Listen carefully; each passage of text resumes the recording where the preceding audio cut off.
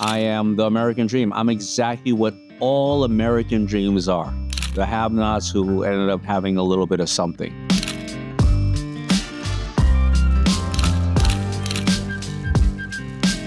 I grew up in Hollis, Queens, right around 78, 79, when this new music called hip-hop was coming out. Run DMC, LL Cool J, Salt and Pepper, Tribe Called Quest. All these, music artists came out of the same exact area where the big drug dealers came out of.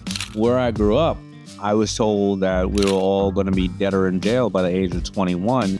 6 friends that were released over the last 20 years for crimes that they didn't commit. The only reason I'm not a drug dealer is I just did the numbers in my head when I was a kid, and I said if a drug dealer makes $50,000 a year, well, 10 years is $500,000, right?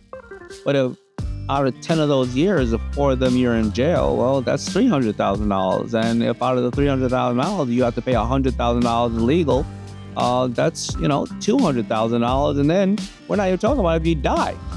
So I work for $30,000 a year and get medical and benefits. Simple as that. It's just math. I remember when my parents were getting divorced, I was in the 7th grade.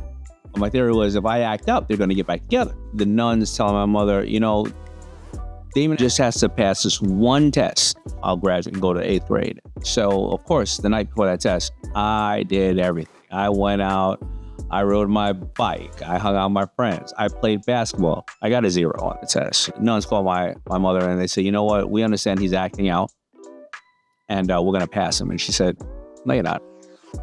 You're not going to pass him. He's going to repeat the 7th grade. And by the way, he's going to go to public school. And I said, no way in the world she's going to put her precious little child in a public school. They eat, they're young, they're crawling around on all 4s up there. No way in the world will you do that, right? We live in a neighborhood where some dangerous things happen. Crack is around. You know what this sick lady does? She goes and gets a 3rd job, hires a babysitter to watch me. And guess what I do? I end up being in that public school with a black eye because those kids were not nice. And I learned at that point that mommy will not save you. And that responsibility is all of yours. Because she said, Daymond, I can't guarantee that I'll even be around the rest of your life. I had to go to school every single day for a year, knowing that my friends were in 8th grade. I was in 7th grade. Then when they went to high school, guess what? I was still in 8th grade. And it haunted me for many, many years, but it showed me the value of responsibility. That understanding came the moment that guy punched me in the eye.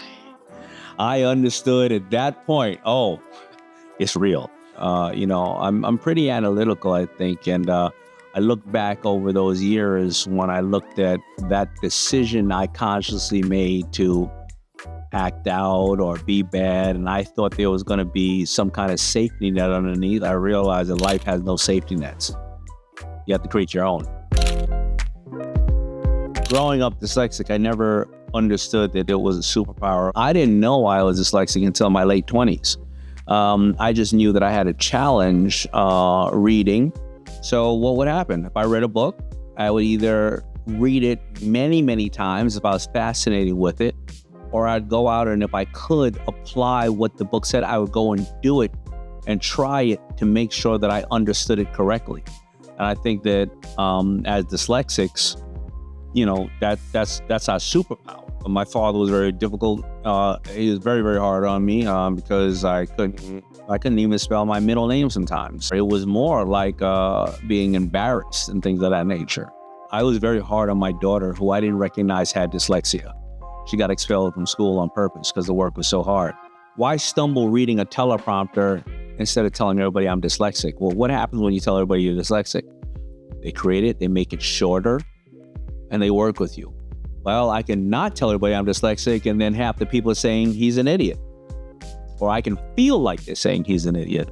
And unfortunately, if you don't have a strong community around you, there are people out in the world who will say, I don't think you're stupid. Why don't you come on this corner and I'll show you how to make some money. I started Fubu in 1989. I almost went bankrupt 2 times when I had 0 at one time when I was worth $20 million. And we ran a factory in the middle of my house.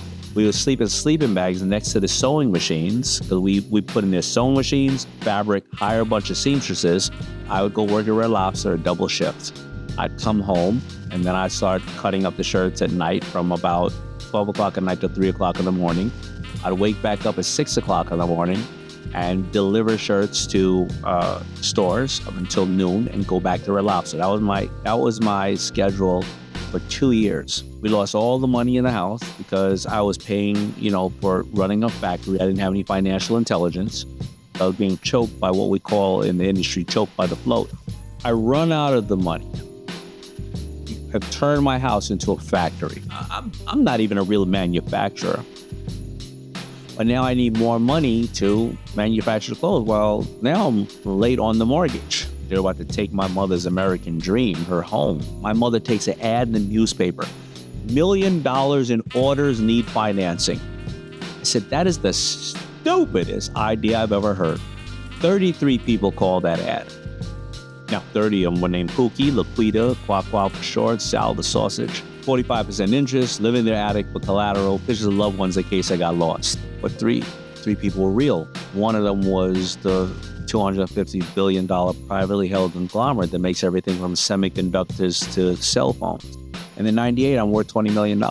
Many of my hardships were due to just not knowing how money works, taxes and various other things. I started asking my accountants things, asking my brokers things, and I started getting more and more information. And I started to understand financial intelligence, and just in time, because then I get called to go on a show called Shark Tank, where it was because of my ability to understand this and break things down in a very soluble way.